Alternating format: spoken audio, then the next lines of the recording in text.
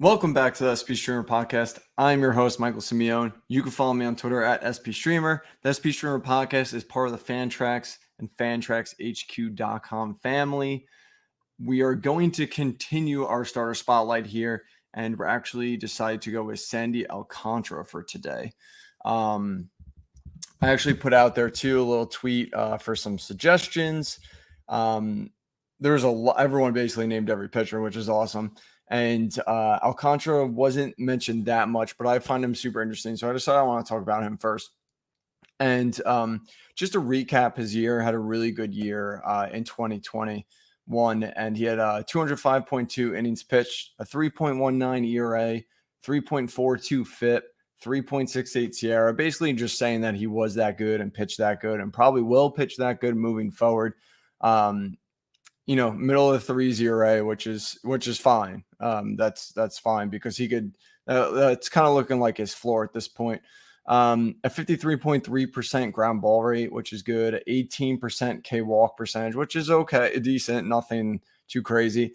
And just want to mention real quick, the BABIP and left on base percentage are both in line. So it doesn't look like, again, there's not a lot of luck here. There's nothing that just screams out like maybe he just got lucky this year. So we don't really see any of that as of right now. But the main reason why I want to talk about him is because now that I released my rankings, I finally looked at other people's rankings just out of curiosity to see where other pitchers are, who I'm high, low on. And in some rankings, I have seen Sandy Alcantara in the top 10. And I'm sure he'll be in several top 10s, and I get it. I understand it. He's going to get you a ton of innings. But the reason for people putting him in the top 10 really is his last 2 months of the season, where Sandy kind of broke out a little bit. So we're going to talk about that. In 2021, his strikeout rate was 24%. Just as good as last season, but it was a little, I think he had, hold on, I'm going to go to his stats real quick here. He had 22.7% K rate. So his K rate did bump up a little bit. Now, before I dive into really what happened here, I just want to talk about his past a little bit. So Sandy has always been a good pitcher. He always had that power sinker. Some people were a little afraid of him because the strikeouts weren't there. And, even though he was a workhorse with good ratios, it's really a matter of him just taking that next step with the strikeouts. Because if you're going to be a top 10 pitcher or an SP1 for someone's fantasy team, you got to have some strikeouts. So what happened here was eventually those strikeouts came. And they came in the last 2 months. And that's where a lot of people are buying into. So just by month, we're going to go through his K percentage real quick right here. In April is 24.7%, May 24.8%, June 17.1%, July 19.3%. So, okay, right there. Same thing he's always been doing. August, it jumps up to 30.2%. And then September and October, it was basically 27%. So all of a sudden, we saw a jump in strikeout rate in 2 months. Okay. Now, obviously, when this happens, you want to see why, right? So what caused that sudden bump, which everyone pretty much knows right now, is his slider usage increased in those 2 months. He started to throw the pitch more and have more confidence in the pitch. So we're going to quickly, again, go through his slider percentage by month. So April, 19%, May, 18%, June, 23%. July, 20%. So hovered around the 20% range. And then the last 2 months, August, 29%. And September/October, 31%. So pretty big change right there. Goes from throwing it typically 20% to all of a sudden 30%. And it's a really good pitch. So it made a lot of sense and really kind of propelled him to the next level. Now, if you are watching this on video, I'm actually throwing up real quick right here his chart for his slider usage, just to show that you could look at this yellow line and how it just all of a sudden spikes up for the final 2 months of the season. And again, I just want to throw in a quick visual there. So if you happen to be watching this on YouTube, or I might stream it later on Twitch, wherever I have it, and you want to take just a glance at the chart and something else I'm going to show as well. then you could do that there. Obviously, everything is SP Streamer. So okay, so when I'm a little torn here, right? So again, we have something that good happening to a pitcher could make him an elite pitcher, and we have a reason as to why, right? So it all makes sense. I also was curious to see if he changed anything with the pitch, changed the shape of it or anything like that. And he actually kind of did. Again, if you're watching this on YouTube or anything, you're going to see what I'm going to throw up here. So we're looking at his slider, right?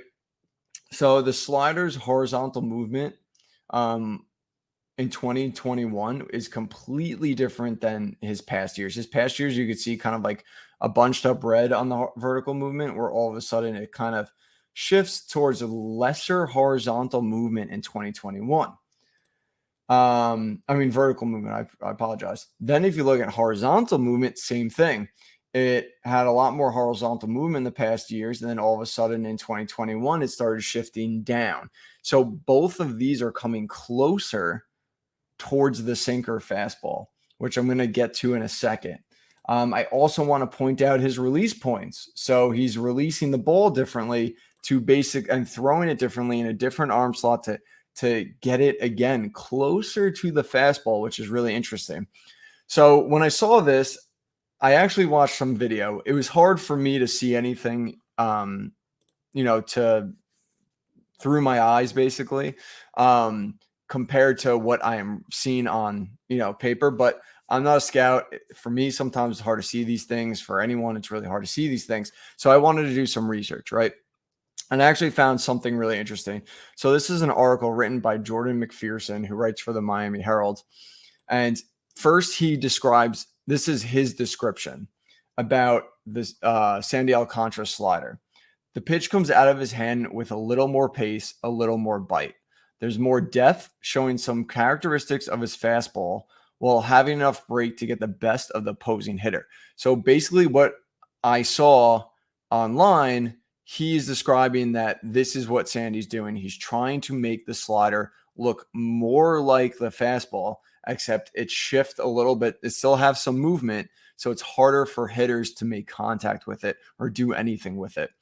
Now, in that article, again by Jordan McPherson, there is a quote from the Miami Marlins pitching coach. We're talking about pitching here.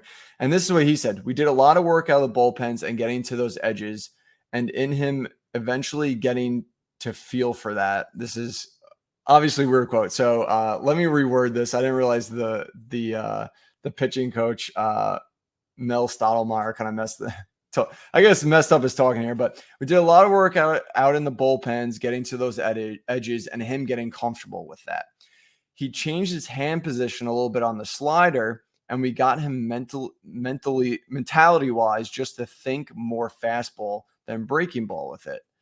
Man, it's been good. So again, he is essentially trying to get him to throw it thinking it's like a fastball, but it's obviously going to move a little bit based on where he has his hand on the ball. So this is basically really, really, really good tunneling.